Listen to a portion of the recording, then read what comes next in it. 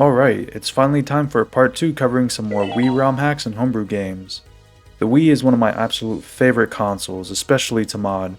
I've had mine modded for over 7 years, and in that time, I've also modded my 3DS, GameCube, Switch, and Wii U, all of which I love as well, but I always find myself coming back to the Wii more often than not. I guess I could say it's because I have so much nostalgia for this console. I've also played so many Wii games with USB Loader GX over the past few years, played a ton of mods, and some homebrew games as well. The community has definitely given us so much when it comes to mods and homebrew games, so I want to talk about some more of them in this video. If you like this video and want to see more content like this, don't forget to drop a like and subscribe.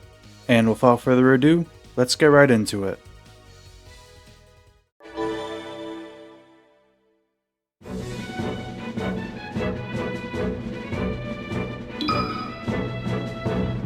The first hack we're going to look at today is Smash 2 Omega, which is a custom build of the original Smash 2, which adds a ton of new content to the original mod. Both this build and the original version of Smash 2 share a lot of similarities in the characters and stages, so while I'm talking about this, just keep in mind I'm also complimenting the original Smash 2 mod as well. Anyways, this is a mod for Super Smash Bros. Brawl that rebuilds the game to look, feel, and play more like Melee, sort of acting as a what-if scenario as well.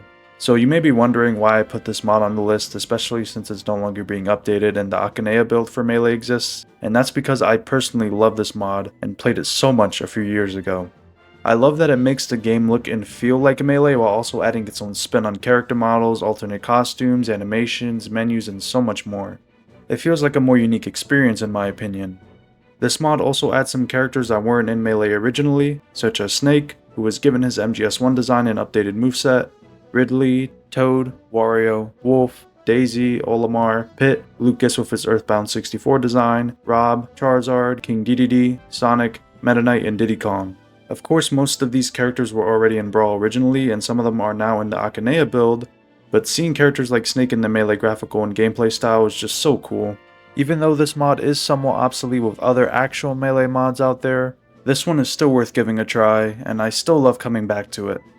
Also, for anyone who's wondering about Super Smash Rex, I will have a dedicated video for that mod since it's just so huge and there's so much I want to talk about regarding it.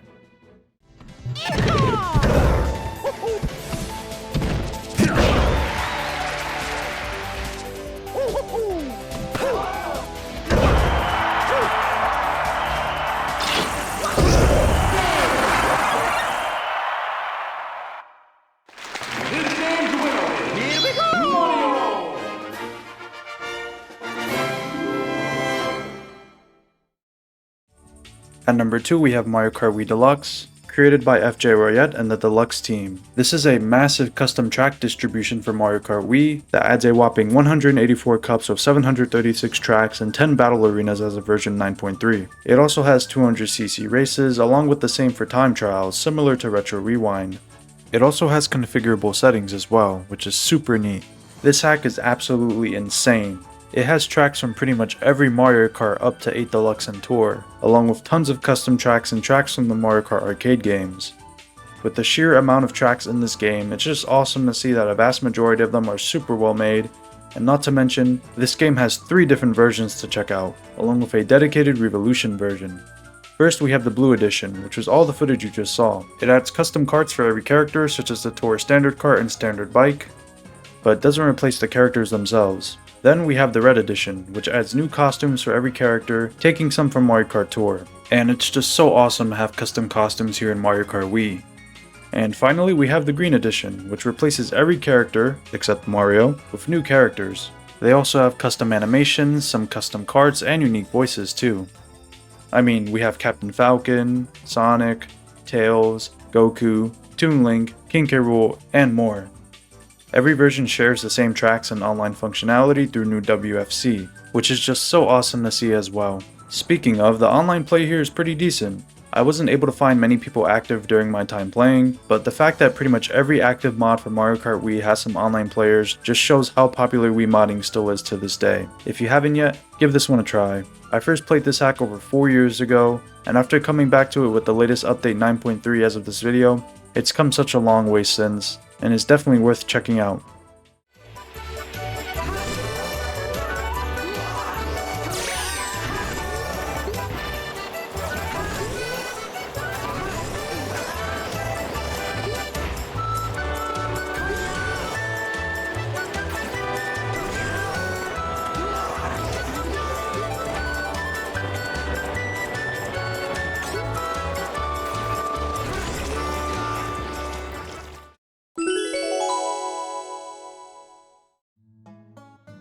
At number 3 we have Animal Crossing City Folk Deluxe, created by ROM.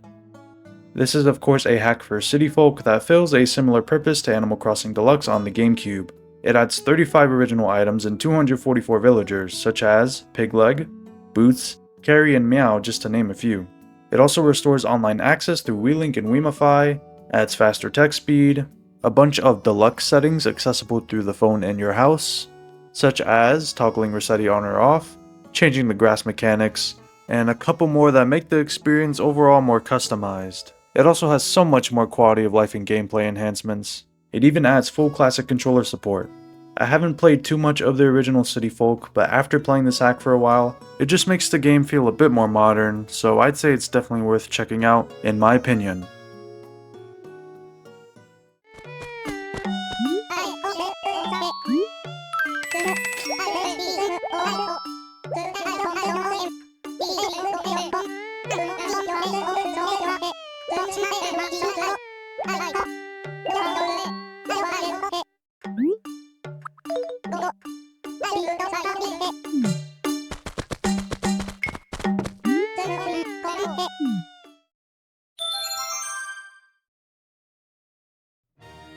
At number 4 we have Super Mario Galaxy 63, created by Alex SMG and the Galactic Insanity team.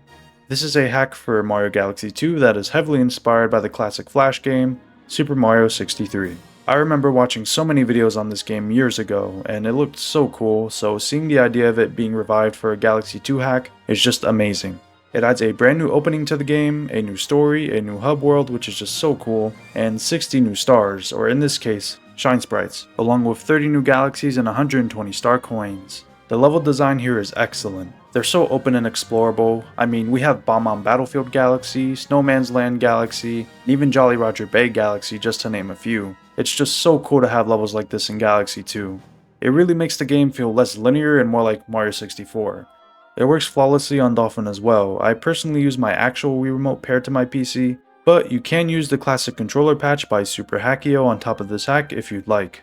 Overall, this hack is awesome, I really enjoyed playing it, and I'd say it's definitely worth giving a try.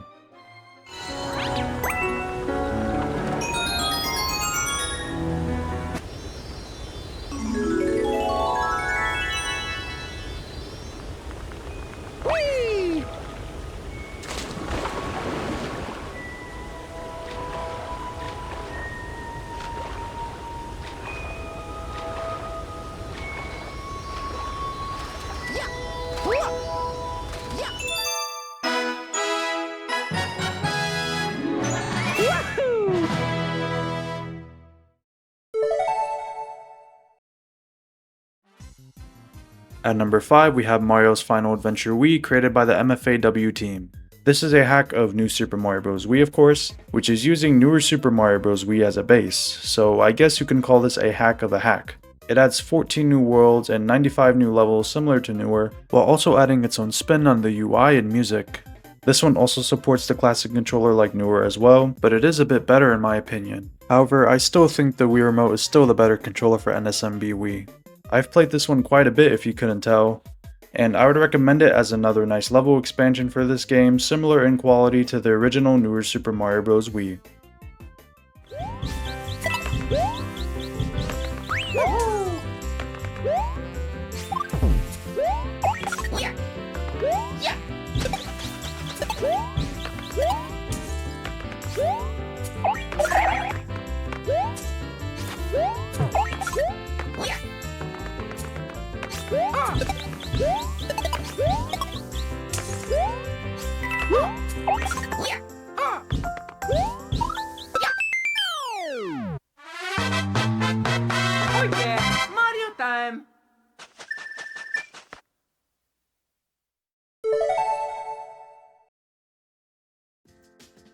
At number 6, and the final ROM hack for this video, we have Sonic Riders Regravitified, created by Extreme Gear Labs. This is a hack for Sonic Riders Zero Gravity that completely revamps the game with new mechanics, such as letting you enter the boost state at any time, along with a buffed gear change system. It also adjusts pretty much every stat too, increasing top speed, starting acceleration, final acceleration, handling, and off-road speed to name a few. It also adjusts gravity control and enables drifting for every gear. Not to mention it also overhauls character classes. For example, Sonic gets a +5 boost in top speed, Knuckles has a 25% increase in acceleration, and Rouge gets a 15% boost in handling. And it adds so much more quality of life improvements. I did play with the GameCube controller as this hack adjusts the control scheme to fit with the return of certain mechanics and requires the use of it because of that, but you of course can also use regular controllers like an Xbox controller as well. This hack is just awesome for what it aims to accomplish. But I'd say the only real downside is that CPUs are disabled for most modes except for the World Grand Prix, as they're pretty much broken here. Also, I have to say I'm just no good at this game, same goes for the original Sonic writers. However, I still highly recommend giving this one a shot.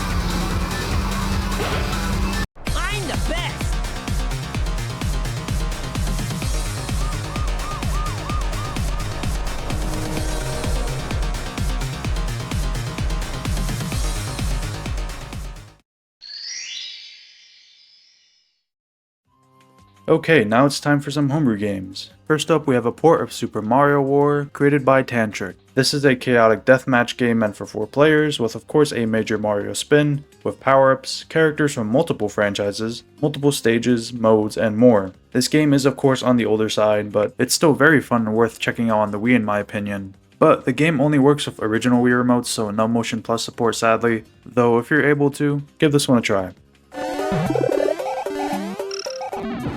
The next homebrew game I want to talk about is the Sonic Mania port created by MeFireZoo. This is a port utilizing the RSDK v5 decompilation for Mania and is actually really good on the Wii. I was able to get the game up and running pretty easily using my copy of the game on Steam, simply dragging the data.rsdk file to the Mania folder on the SD card, then booting it up from the homebrew channel works pretty flawlessly. The game is playable here including bonus stages and extra modes, but the performance here is a bit finicky at times since we are playing on the Wii here, so load times are a bit long, and the special stages definitely have a lot of slowdown, but it's for the most part very playable. Also, the game does have mod support, but not many are supported due to the limited memory here. Overall, I'd recommend this one. It's a great port of the game, and although it isn't the best way to play this game, it's worth checking out regardless.